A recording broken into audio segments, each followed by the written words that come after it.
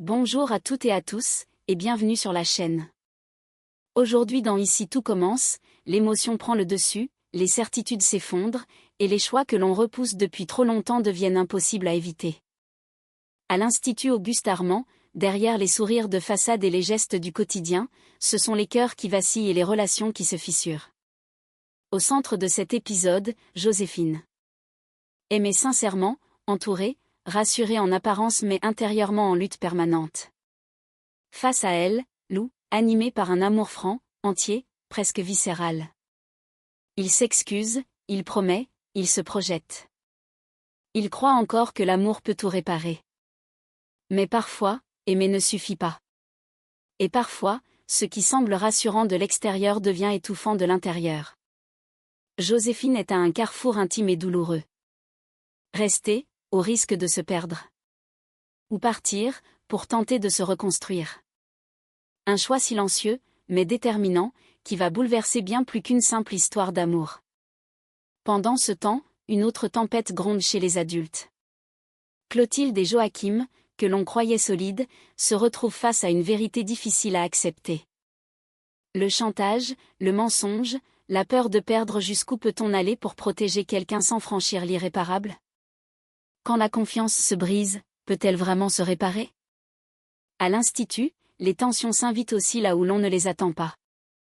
En cuisine, l'espace de création devient un refuge fragile pour Lou, tiraillé entre ses responsabilités, ses émotions et les blessures encore ouvertes.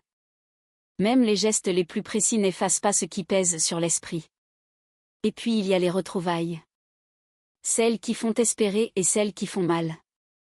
Le retour de Lionel ravive chez Fleur des sentiments qu'elle croyait enfouis, mais la réalité s'impose brutalement, certaines pages se tournent sans jamais se relire. Un épisode dense, chargé d'émotions, où chacun est confronté à ses propres limites.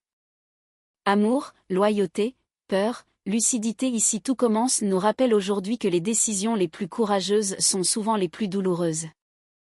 Alors installez-vous, car dans cet épisode, les déclarations font battre le cœur mais ce sont les choix qui laisseront les traces les plus profondes. Dans cet épisode d'Ici tout commence, Joséphine se retrouve face à un dilemme intérieur d'une rare intensité. Dès le matin, en arrivant à l'Institut, elle est rattrapée par une scène qui, en d'autres circonstances, aurait dû la rassurer.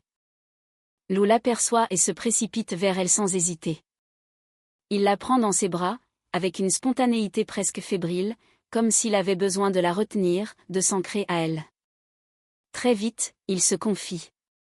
Il lui présente ses excuses pour la pression qu'elle a subie, pour le chantage brutal exercé par Clotilde.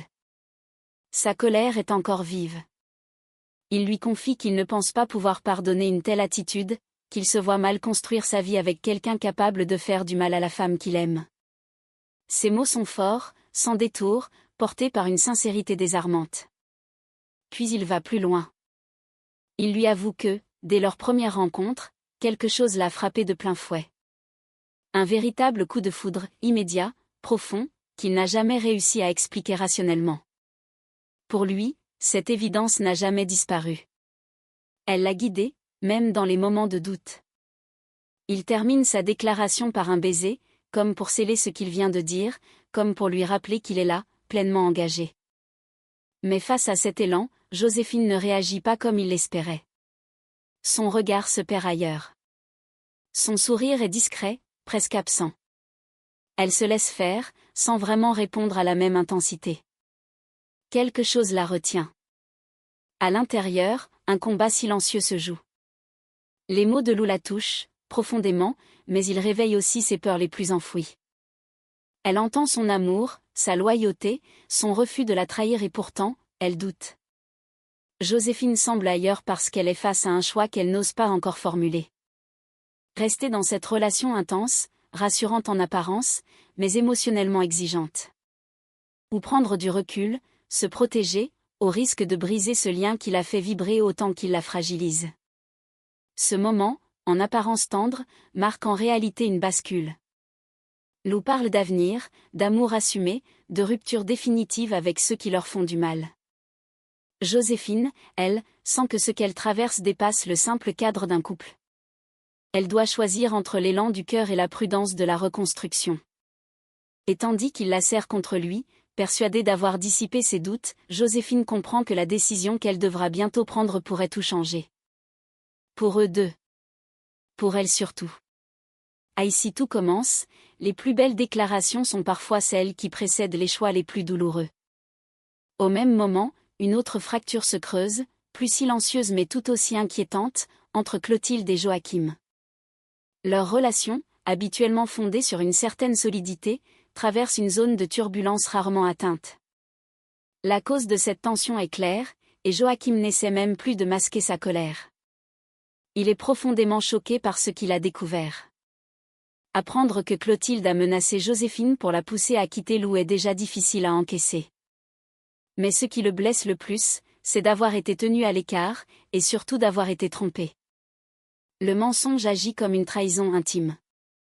Pour Joachim, Clotilde a franchi une limite grave, non seulement en s'en prenant à une élève vulnérable, mais aussi en rompant la confiance au sein de leur couple.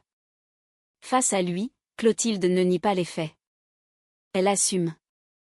Elle explique avoir agi par peur, par instinct protecteur, convaincue que Lou était en danger.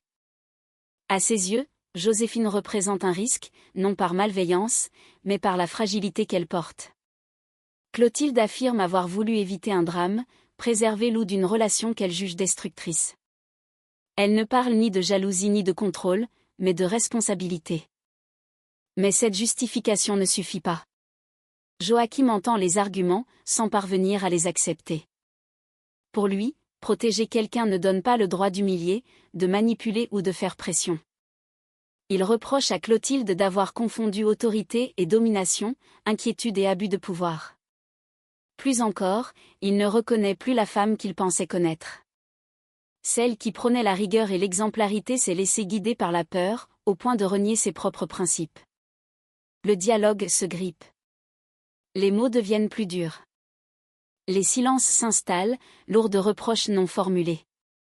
Clotilde sent qu'elle perd du terrain, non parce qu'elle a agi, mais parce qu'elle a choisi d'agir seule, sans confiance ni transparence. Joachim, lui, s'éloigne émotionnellement, incapable de faire comme si rien ne s'était passé. Cette crise soulève une question essentielle: jusqu'où peut-on aller par amour ou par protection, sans détruire ce qui nous lie aux autres? Et surtout, un couple peut-il survivre lorsque les valeurs fondamentales ne sont plus partagées? À Ici tout commence, les conflits ne se limitent jamais aux élèves. Lorsque les adultes vacillent, ce sont parfois les fondations mêmes de leur relation qui menacent de s'effondrer. Et pour Clotilde et Joachim, cette épreuve pourrait bien laisser des traces durables voire irréversibles. En cuisine, l'ambiance est studieuse, presque apaisée. La chef Revero confie à Lou une mission valorisante: travailler sur la nouvelle carte. Elle lui laisse carte blanche, l'invite à explorer, à oser, à tester de nouvelles associations de saveurs. Pour Lou, cette confiance est précieuse. C'est un espace de liberté rare, un moment où il peut se recentrer sur ce qu'il sait faire de mieux, loin des tensions personnelles qui l'assaillent depuis plusieurs jours. Il se plonge dans son travail avec sérieux, cherchant à canaliser ses émotions à travers la création. Chaque geste est précis, réfléchi. Pendant quelques instants, la cuisine redevient un refuge, un lieu où il peut respirer. Mais cette parenthèse est de courte durée. Clotilde fait irruption en cuisine, déterminée à lui parler. Sa présence suffit à faire retomber la tension. Lou relève la tête, surpris, puis se referme immédiatement. Il n'est pas prêt. Pas prêt à entendre des justifications, pas prêt à pardonner ce qu'il perçoit encore comme une intrusion violente dans sa vie privée. Le regard qu'il pose sur elle est froid, distant. Il ne cherche pas l'affrontement, mais il ne dissimule pas non plus sa blessure. Clotilde tente d'ouvrir le dialogue, mais elle se heurte à un mur. Lou reste ferme. La colère n'est plus explosive, elle est sourde, contenue, mais bien présente. Ce qu'elle a fait a laissé des traces, et il refuse de faire comme si tout pouvait s'effacer d'un simple échange. Anouk, témoin silencieuse de la scène, perçoit immédiatement le malaise. Elle observe Lou, voit son épuisement, son tiraillement constant entre la cuisine, ses sentiments et les conflits qui l'entourent. Lorsqu'elle prend la parole, ce n'est ni pour juger ni pour attiser le conflit. Elle s'adresse à lui avec une sincérité désarmante. Elle lui glisse simplement qu'il devrait penser à lui, à ce qu'il traverse, car sa vie n'a clairement rien de simple en ce moment. Cette remarque, en apparence anodine, résonne profondément. Elle met des mots sur ce que l'on ressent sans toujours l'exprimer, une accumulation de pression, de choix imposés, de loyauté contradictoire. Anouk ne lui donne pas de solution, mais elle lui offre quelque chose de précieux, la reconnaissance de sa fatigue et de sa fragilité. Dans cette cuisine, lieu de création mais aussi de confrontation, chacun campe sur ses positions. Clotilde comprend qu'elle devra attendre avant d'espérer un apaisement. Lou, lui, réalise qu'il ne peut plus continuer à tout encaisser sans se perdre. Et cette simple phrase d'Anouk pourrait bien marquer le début d'un recentrage nécessaire. À ici tout commence, même derrière les fourneaux, les émotions ne restent jamais longtemps à feu doux. Devant l'Institut Auguste Armand, Fleur aperçoit Lionel et son cœur se serre aussitôt. Son retour, qu'elle n'osait plus vraiment espérer, ravive en elle un mélange de souvenirs, d'attentes inavouées et de questions restées en suspens. Mais très vite, l'image qu'elle s'était construite se fissure. Lionel n'est pas seul. À ses côtés se tient une jeune femme qu'elle ne connaît pas. Souriante, assurée, parfaitement à l'aise dans ce décor chargé d'histoire. Lionel fait les présentations sans détour. Il explique qu'il est désormais en couple avec Juliette, une sommelière qu'il a rencontrée pendant son stage. Son ton est simple, presque enthousiaste, comme s'il assumait pleinement ce nouveau chapitre de sa vie. Fleur encaisse la nouvelle avec une élégance maîtrisée. Elle félicite Lionel, assure qu'elle est heureuse pour lui, qu'il mérite d'être bien entouré. Ses mots sont sincères, polis, irréprochables. Pourtant, derrière ce sourire contrôlé, la déception est palpable. Son regard trahit ce qu'elle s'efforce de taire. Ce retour qu'elle imaginait différent prend soudain une autre couleur, bien plus amère. Juliette, attentive, sent peut-être ce léger flottement sans en mesurer la profondeur. Elle reste courtoise, respectueuse, sans chercher à s'imposer.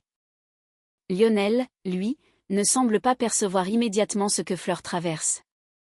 Il est concentré sur le présent, sur cette relation qu'il a construite ailleurs, loin de l'Institut et de ce qu'il a laissé derrière lui. Pour Fleur, cette rencontre agit comme un rappel brutal. Elle comprend qu'elle a peut-être idéalisé ce retour, nourri des espoirs silencieux sans jamais les formuler. Voir Lionel heureux avec une autre l'oblige à affronter une réalité qu'elle redoutait.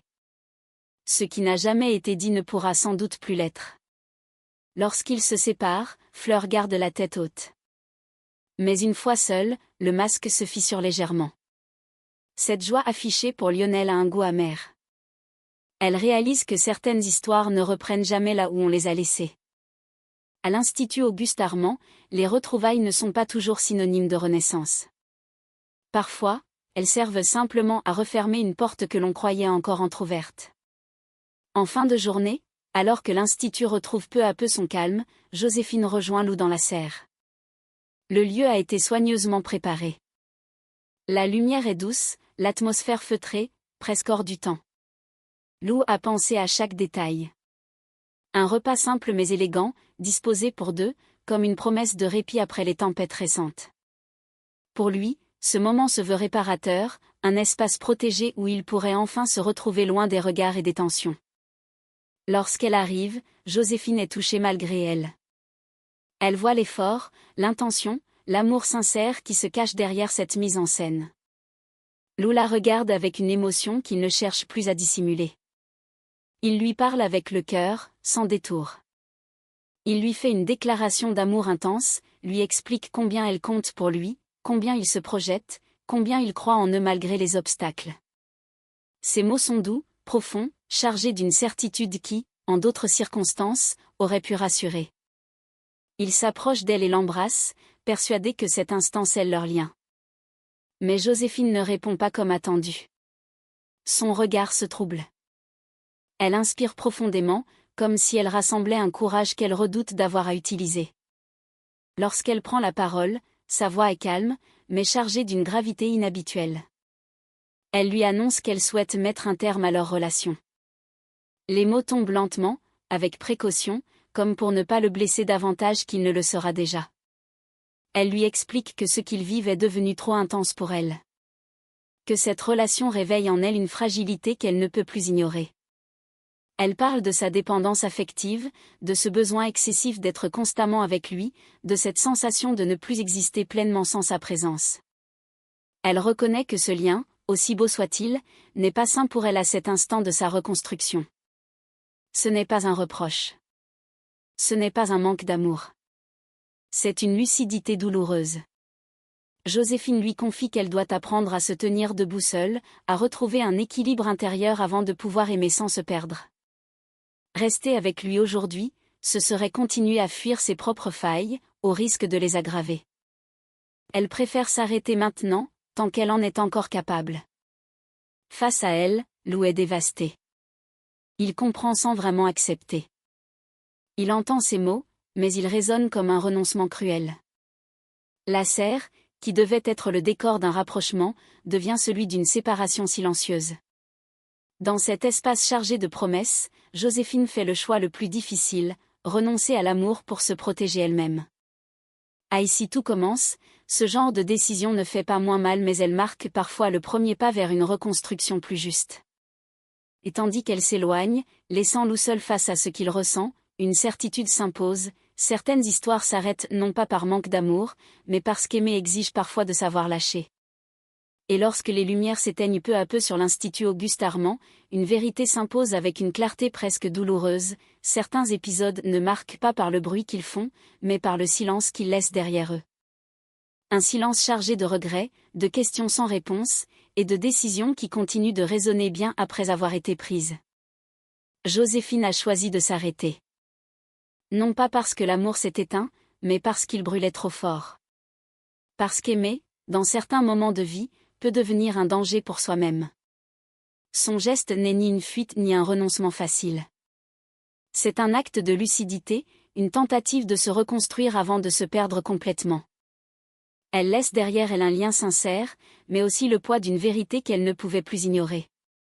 Face à cette décision, Lou reste seule avec ses promesses, ses espoirs, et cette douleur sourde que l'on n'anticipe jamais vraiment. Celle qui s'installe quand tout semblait encore possible. Lui qui croyait que l'amour pouvait réparer, protéger, suffire découvre brutalement que l'on ne sauve pas quelqu'un malgré lui, même avec les meilleures intentions du monde. Autour d'eux, les failles s'élargissent.